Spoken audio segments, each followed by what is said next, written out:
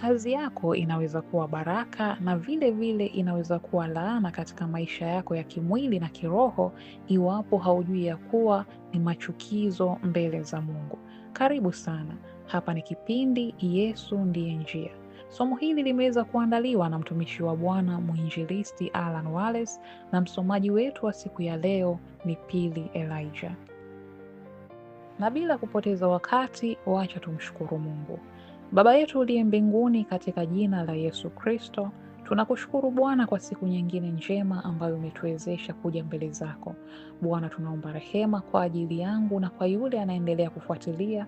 Bwana, ninakuomba utusamehe kwa kila maovu tuliyokutenda kwa kujua na kutokujua. Mfalme, tunakuomba ukapate kutuosha kwa damu yako katika jina la Yesu Kristo, ukatufanye viumbe vipya machoni pako na mbele zako, tuwe wa kukubalika mbele zako katika jina la Yesu Kristo. Bwana, tunasema ni asante kwa wema wako, asante kwa rehema zako na fadhili zako. Nami ninaomba Bwana, kupitia somo hili ambayo Bwana umetuandalia siku hii ya leo, Baba, ukaseme na watu wako. Kwa yule uliyekusudia ya kwamba somo hili likaweze kubadilisha maisha yake, Bwana, ninaomba useme na moyo wake. Roho wako Mtakatifu akaseme naye akapate kutii sauti yako na kubadilisha mienendo yake. Ninakushukuru Bwana, ninakuhimidi, maana kwa hakika wewe ni mwaminifu, na ni katika jina lako kuu takatifu la Bwana wetu Yesu Kristo nimeomba na hata kuamini. Amen. Kiuhalisia ni kwamba kazi unayoifanya sasa ikupayo kipato yaweza kuwa ndio tiketi yako ya kuingia kuzimu. Hiyo iwe unajua au haujui. Haijalishi ni kwa kuomba kwako masaa mengi, au unafanya sana kazi ya Mungu, au unasaidia sana watu kupitia kazi yako, au unasaidia sana kazi ya Mungu kupitia pesa unazopata katika hiyo kazi. Ukweli ni kwamba kama unafanya kazi inayohusika na dhambi, basi ndugu yangu, tambua hauna sababu ya kutokuingia kuzimu. Biblia inahimiza watu wafanye kazi na kukemea vikali wasiotaka kufanya kazi. Tukisoma katika kitabu cha Wathesalonike wa kwanza sura ya 5 mstari wa 14, neno la Bwana linasema, ndugu, twawasihi, waonyeni wale wasiokaa kwa utaratibu.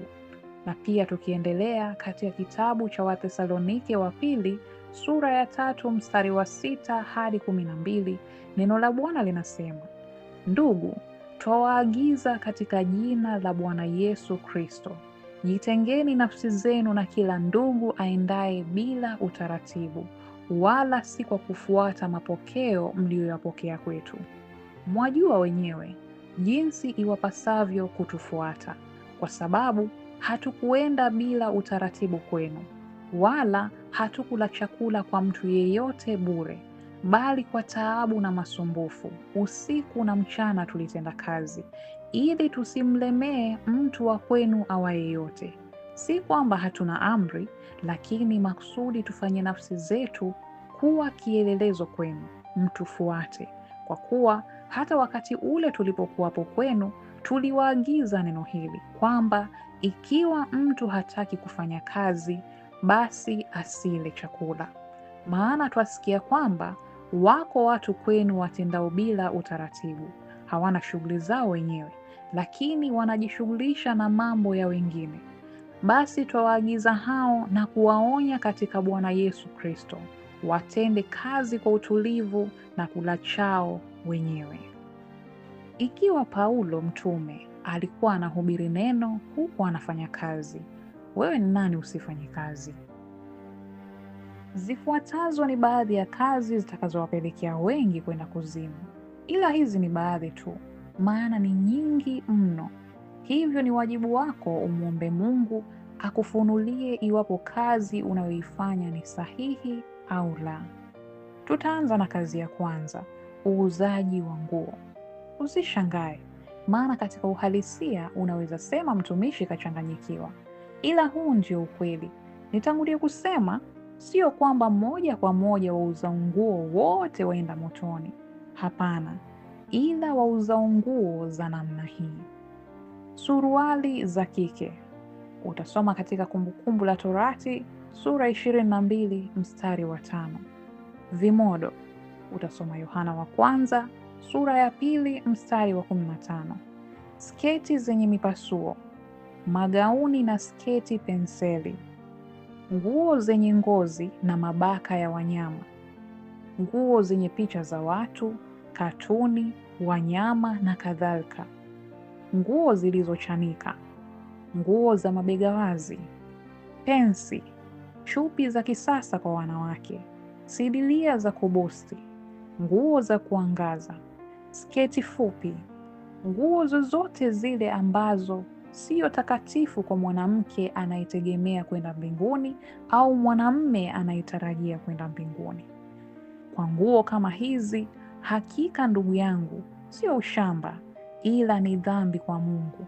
Watoto wake wanapozitumia ni machukizo. Ikiwa una nguo za namna hii, na kuhimiza katika upendo wake Yesu Kristo, zichukue na uziondoe katika duka lako au katika kabati lako. Usimpe mtu, ila cha kufanya kwako ni hiki. Matendo ya Mitume sura ya 19 mstari wa 17 hadi 20. Neno la Bwana linasema, habari hii ikajulikana na Wayahudi wote na Wayunani waliokaa Efeso. Hofu ikawaingia wote na jina la Bwana Yesu likatukuzwa. Na wengi wale walioamini wakaja wakaungama, wakidhihirisha matendo yao. Na watu wengi katika wale waliotumia mambo ya uganga wakakusanya vitabu vyao, wakavichoma moto mbele ya watu wote. Wakafanya hesabu ya thamani yake, wakaona ya kwamba yapata fedha 50,000. Hivyo ndivyo neno la Bwana lilivyozidi na kushinda kwa nguvu. Ukiamua kubaki na vitu hivyo, jua vitakuhukumu. Ukiamua kugawa, utahukumiwa kwa kumpatia mtu kitu ulichojua kabisa kitampoteza. Kazi ya pili ni kuuza duka la dawa. Usinielewe vibaya. Maduka ya dawa ni muhimu katika kusaidia afya za watu kuweza kupata usaidizi kuimarisha miili yao. Lakini pia wapo wengi ambao wanauza vitu ambavyo ni machukizo mbele za Mungu na kumpelekea muuzaji mpaka mnunuaji kuingia katika hatia ya kuingia kuzimu. Iwapo unamiliki duka la kuuza madawa na unauza baadhi ya bidhaa hizi, jua ya kwamba ni machukizo mbele za Mungu. Dawa za uzazi wa mpango, kuuza kondom za kike na za kiume, vidonge vya kutoa mimba. Tukisoma katika kitabu cha Mwanzo sura ya 38 mstari wa 8 hadi wa 10, neno la Bwana linasema, Yuda akamwambia Onani, uingie kwa mke wa nduguyo ukamwoe, ukamwinulie nduguyo uzao.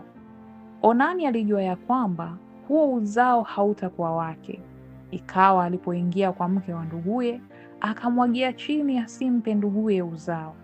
Neno hili alilolifanya likawa baya machoni pa Bwana, basi akamuua yeye naye. Hivyo tambua, yeyote anayeuza bidhaa hizo anahimiza watu wazidi kumchukiza Mungu. Kwa hivyo naomba uelewe, sio hatia kutumia madawa na kupata uponyaji, ila pia ukiwa na imani, Bwana Yesu anaweza kukuponya.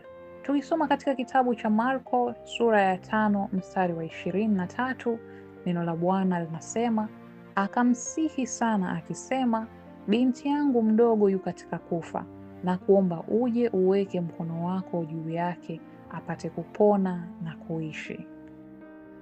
Kazi ya tatu ni kuuza bidhaa za urembo. Mfano, cheni, hereni, pete, bangili, rasta, rangi za kucha, mawigi, wanja na kadhalika. Vitu hivi watu wengi hupendelea kuviuza kwa maana vinatoka sana. Basi tuangalie kimaandiko ni kwa nini nasema wauzaji mpaka wanunuzi wa bidhaa hizi huingia katika njia iendayo upotevuni. Tukianza na kitabu cha Mwanzo sura ya 35 mstari wa 2 hadi wa 4. Neno la Bwana linasema, Yakobo akawaambia watu wa nyumbani mwake na wote waliokuwa pamoja naye, ondoeni miungu migeni iliyoko kwenu, mjisafishe mkabadili nguo zenu, tuondoke, tupande kwenda Betheli, nami nitamfanyia Mungu madhabahu huko. Yeye aliyenisikia siku ya shida yangu, akawa pamoja nami katika njia yote niliyoiendea. Nao wakampa Yakobo miungu migeni, yote iliyokuwa mikononi mwao, na pete zilizokuwa masikioni mwao. Naye Yakobo akazificha chini ya mwaloni uliokuwa Shekemu. Pia tukiendelea katika kitabu cha Kutoka sura ya 33 mstari wa 4 hadi wa 6, neno la Bwana linasema, watu waliposikia habari hizo mbaya wakaomboleza, wala hapana mtu aliyevaa vyombo vyake vya uzuri. Bwana akamwambia Musa, waambie wana wa Israeli, ninyi ni watu wenye shingo ngumu. Kama mimi nikiingia kati yenu dakika moja, nitawaangamiza. Basi sasa vueni vyombo vyenu vya uzuri, ili nipate kujua nitakalo watenda. Basi wana wa Israeli wakavua vyombo vyao vyote vya uzuri tangu mlima wa Horebu na mbele.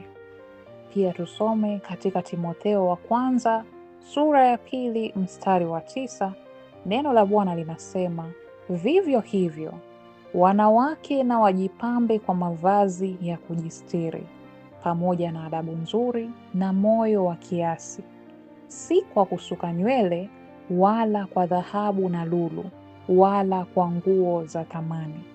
Na pia tukisoma katika Petro wa kwanza sura ya 3 mstari wa 3, neno la Bwana linasema, kujipamba kwenu kusiwe kujipamba kwa nje, yaani kusuka nywele na kujitia dhahabu na kuvalia mavazi. Pia tutasoma katika kitabu cha Isaya sura ya 3 mstari wa 16 hadi 24. Neno la Bwana linasema, Bwana akasema tena, kwa sababu binti za Sayuni wana kiburi na huenda na shingo zilizonyoshwa na macho ya kutamani, wakienda kwa hatua za madaha na kuliza njuga kwa miguu yao. Basi kwa hiyo Bwana atawapiga binti za Sayuni kwa pele za utosini, na Bwana ataifunua aibu yao.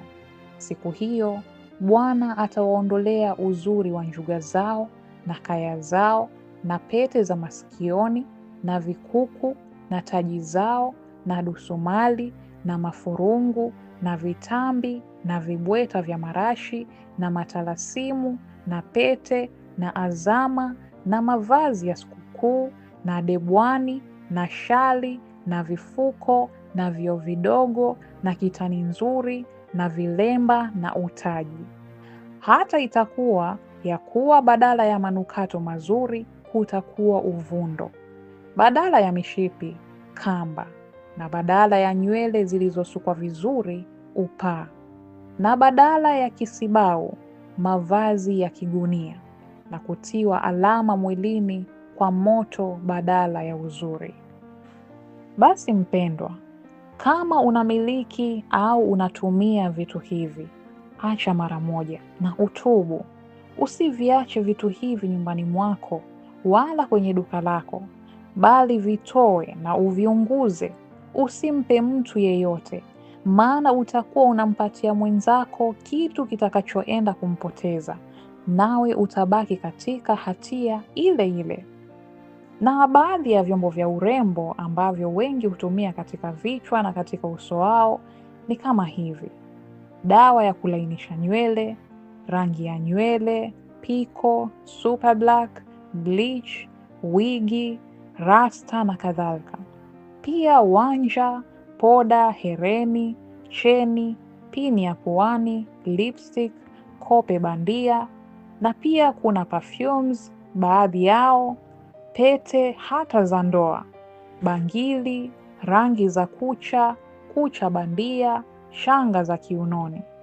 Na baadhi ya vyombo vya uzuri ambavyo wengi hupenda kuvaa ama kuweka miguuni mwao ni kucha bandia, rangi za kucha, vikuku na hata pete. Pia makeup, eyeshadow, foundation na chochote kile ambacho kitaubadili uhalisia wa muonekano wako. Hayo yote ni machukizo mbele za Mungu. Ondoa haraka katika sehemu yako ya kazi, iwapo unaviuza, au iwapo vipo nyumbani mwako unavitumia. Kazi ya 4 ni uuzaji wa filamu na tamthilia. Kuna vibanda, fremu na kadhalika ambapo ni sehemu spesheli unaenda kukodisha au kununua filamu au tamthilia. Hatari ya kazi hii ni kwamba filamu zile ama tamthilia zinabeba matendo maovu na vitu ambavyo Mungu hapendezwi navyo, na wewe kwa hiari yako mwenyewe pasipo kulazimishwa unaenda kuangalia au unaenda kukodisha mali ya Shetani, na hilo mbele ya Mungu ni utovu wa nidhamu na machukizo. Yawezekana hujaangalia filamu hiyo, ila kwa mkono wako au laptop yako imetumika kumfanya mtu mwingine akatende dhambi. Mfano, umechukua filamu ya ngumi.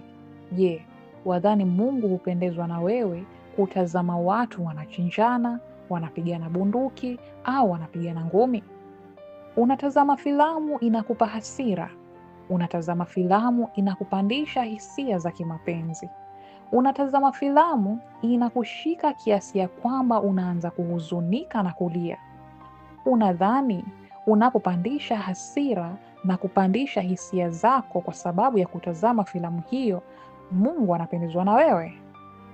Tusome katika kitabu cha Mathayo sura ya 5 mstari wa 27 hadi 28. Neno la Bwana linasema, mmesikia kwamba imenenwa, usizini. Lakini mimi nawaambia, kila mtu amtazamaye mwanamke kwa kumtamani amekwisha kuzini naye moyoni mwake. Pia tukisoma katika kitabu cha Wakorintho wa kwanza sura ya 10 mstari wa 20 hadi 21, neno la Bwana linasema, sivyo, lakini vitu vile wavitoavyo sadaka wavitoa kwa mashetani, wala si kwa Mungu. Nami sipendi ninyi kushirikiana na mashetani. Hamwezi kunywea kikombe cha Bwana na kikombe cha mashetani. Hamwezi kushiriki katika meza ya Bwana na katika meza ya mashetani. Acha kutazama filamu na tamthilia, mpendwa, maana ijapokuwa unaona kuwa hazina madhara, siku utakapokufa utashangaa unakataliwa kuingia mbinguni kwa ajili ya kutazama tu kwako vitu vilivyounganishwa na madhabahu za kuzimu.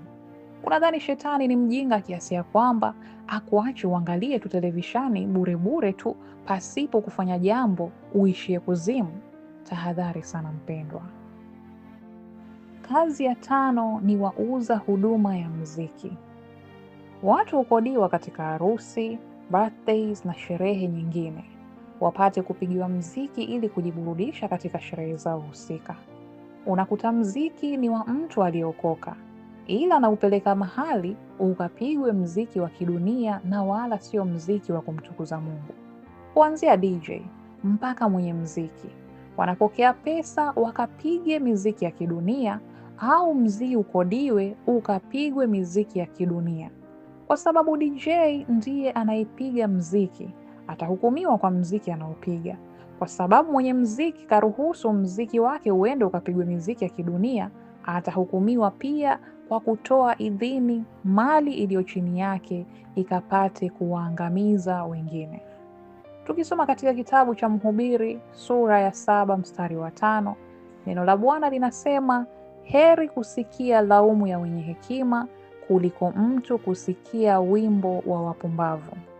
Pia tukisoma katika kitabu cha Amosi sura ya 5 mstari wa 22 hadi 23, neno la Bwana linasema, naam, ijapokuwa mnanitolea sadaka zenu za kuteketezwa na sadaka zenu za unga, sitazikubali, wala sitaziangalia sadaka zenu za amani na za wanyama walionona.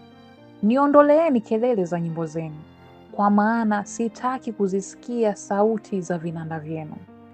Na pia tukisoma katika kitabu cha Amosi sura ya 6 mstari wa 5, neno la Bwana linasema, ninyi mnayoimba nyimbo za upuzi pamoja na sauti ya vinanda na kujifanyizia vinanda vya namna nyingi kama vile Daudi.